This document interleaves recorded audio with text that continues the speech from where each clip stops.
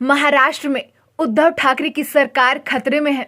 वजह शिवसेना में अंदरूनी कलह इसका मुख्य कारण है और इसका सीधा फायदा भाजपा को मिलता दिख रहा है। महाराष्ट्र के बाद क्या अब झारखंड की बारी है? वैसे तो कांग्रेस इस बात से इनकार नहीं कर रही, वहीं भाजपा सीधे तौर पर तो कुछ नहीं बोल रही, लेकिन जो भाजपा का कहना है समझना बिल्कुल ही आसान है। झारखंड में जब से हेमंत सोरेन की सरकार बनी है, अक्सर सहयोगी दलों के विधायक, चाहे वह जेएमएम के हो या फिर कांग्रेस के, उनमें असंतोष देखने को मिल जाता है। चाहे वो सीता सोरेन हो या फिर लोबिन हेम्ब्रम या फिर उमाशंकर अकेला या फिर इरफान अंसारी, सरकार के खिलाफ अक्सर आवाज उठाते रहे हैं। इसका फायदा सीधे तौर पर भाजपा को जाता है कि महाराष्ट्र में भी इनका खुद का इंटरनल कॉन्ट्रडिक्शन था।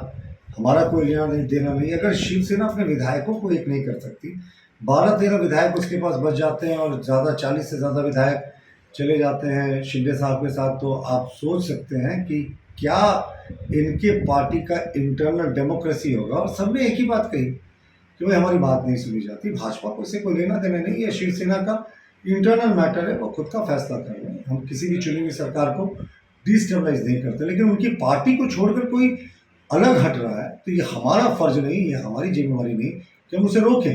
अब असली शिवसेना कौन है, इन्हें फैसला करने दीजिए। जहाँ तक झारखंड की बात है तो पहले दिन से ये तमाम अंतर्विरोधों पर एक महागठबंधन का गठन हुआ था।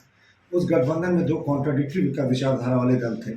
एक कांग्रेस थी जो अलग राज्य का हमेशा विरोध करती थी, जिसने अलग राज्य कभी दिया नहीं था आज़ादी के 5 दशक तक, और एक झारखंड मुक्ति मोर्चा थी जो तथाकथित रूप से झारखंड के लिए लड़ने की बात करती थी। हालांकि उसने भी कई बार आंदोलन को बीचा था, लेकिन जब क्रेता और विक्रेता एक साथ एक मंच पर आ गए तो सिर्फ इसलिए कि भाजपा को सत्ता से बाहर है। और इनके महागठबंधन में और कौन है, तो लालू प्रसाद का राजद, जिसने कहा था कि लास्ट में बनेगा झारखंड। तो जितने अंतर्विरोध इस कॉन्ट्रडिक्शन से इस गठबंधन में है, वो देश के शायद किसी दूसरे गठबंधन में नहीं होगा। और झारखंड मुक्ति मोर्चा के भीतर ही लोबिन हेम्ब्रम की बात करें, सीता सोरेन की बात करें, कांग्रेस के अकेला की बात करें, इरफान अंसारी की बात करें, तो ये सरकार के खिलाफ मुखर रहे हैं। हमें कुछ करने की आवश्यकता नहीं, आप इंतजार कीजिए। ये सरकार खुद अपना टर्म पूरा नहीं करेगी, क्योंकि इसका अंतर्विरोध इतना जबरदस्त है, विधायकों के पर्सनल एम्बिशंस इतने ज़्यादा है और वैचारिक विभिन्नता इतनी ज़्यादा है कि बिना वैचारिक समानता के कोई भी गठबंधन टिकता नहीं। वहीं सरकार में शामिल कांग्रेस का कहना है कि यहाँ सब कुछ ठीक चल रहा है। झारखंड में सभी विधायक जो कि सत्तारूढ़ दल के हैं एकजुट हैं। महाराष्ट्र के तर्ज पर भाजपा की यहाँ दाल नहीं गलेगी। झारखंड में ये परिदृश्य नहीं दोहराया जाएगा। इसलिए नहीं दोहराया जाएगा कि झारखंड के विधायक, झारखंड के पूरे राजनीतिक दल के लोग एकजुट हैं, क्योंकि भारतीय जनता पार्टी ने यहाँ प्रयास किया है।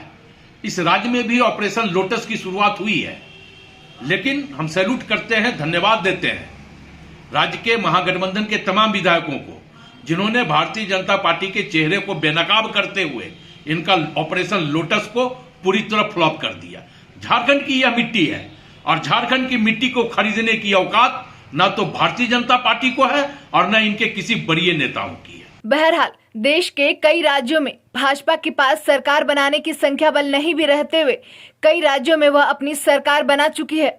मध्य प्रदेश, गोवा, हिमाचल प्रदेश के बाद महाराष्ट्र में भाजपा बागी नेताओं के साथ सत्ता के काफी करीब दिख रही है।